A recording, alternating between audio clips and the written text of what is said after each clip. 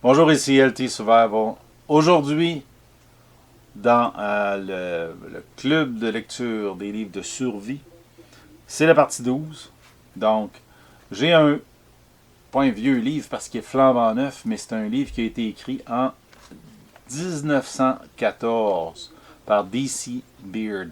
C'est Shelter, Shack and Shanty, autrement dit, abri, cabane et autre chose, shanty, je ne suis pas capable de le traduire, là. Mais abri et cabane chancelante, là, c'est pas un mauvais book. On va en reparler tout de suite après la pause.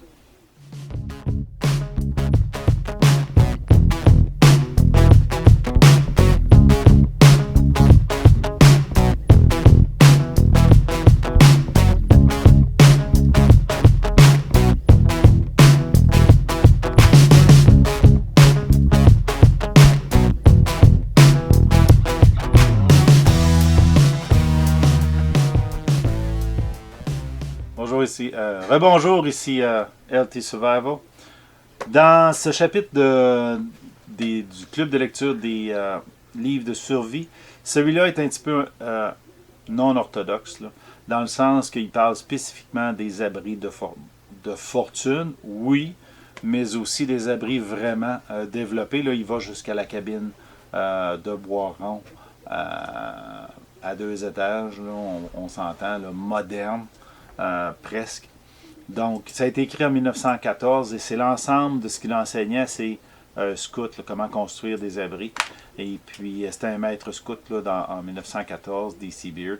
Ça a été réédité, là, et puis, c'est encore disponible là, dans les librairies. Là. Et puis, c'est pas un mauvais livre, c'est pas un livre de survie en tant que tel, là, c'est un livre plus d'abri. Les premières parties du livre sont très intéressantes, se lisent bien, puisque ce sont les classiques, là, les abris à débris avec des feuilles là, et autres, là, avec l'écorce. Sauf qu'aujourd'hui, il y a certains de ces abris-là qu'on ne pourrait plus faire, là, en tout cas pas dans le sens pratique au niveau d'enlever l'écorce de certains arbres. On consommerait pas mal de forêt là, pour pouvoir faire tous ces abris-là.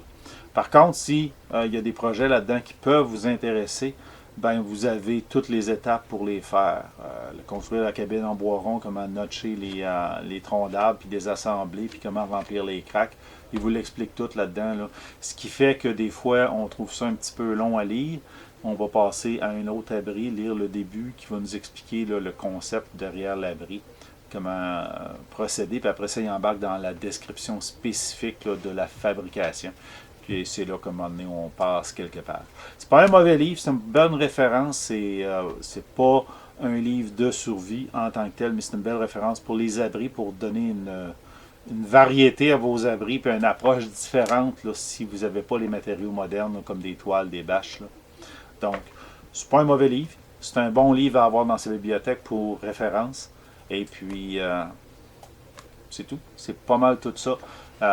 C'est vieux comme écriture, mais c'est encore actuel si on avait à se débrouiller en forêt puis construire notre propre habitation. Fait que, si vous aimez ça, ça peut être bon. Si vous voulez voir des projets à faire avec des bio de bois ou avec du bois là, en forêt, ben, c'est un bon complément. C'est pas beaucoup d'abris à l'intérieur qu'on va utiliser en survie propre, là, en survie légère. C'est plus avec beaucoup d'équipement, puis avec beaucoup de temps aussi. Parce que certains de ces shacks-là demandent énormément d'énergie à construire. C'est pas quelque chose que tu vas faire là, sur un 24 heures de survie. Là. Donc, ça complémente là, notre lecture. Et puis en hiver, ben, c'est toujours bon d'avoir un petit peu de lecture pour pouvoir se préparer pour l'été. C'est des projets potentiels, pas nécessairement applicables aujourd'hui, mais au moins ça nous donne une piste sur d'autres aspects de la survie, des campements rustiques qu'on pourrait utiliser. Et voilà. Si vous avez aimé la vidéo, puis faites le thumbs up. Souscrivez et partagez le canal. Et puis on va se revoir dans la prochaine vidéo.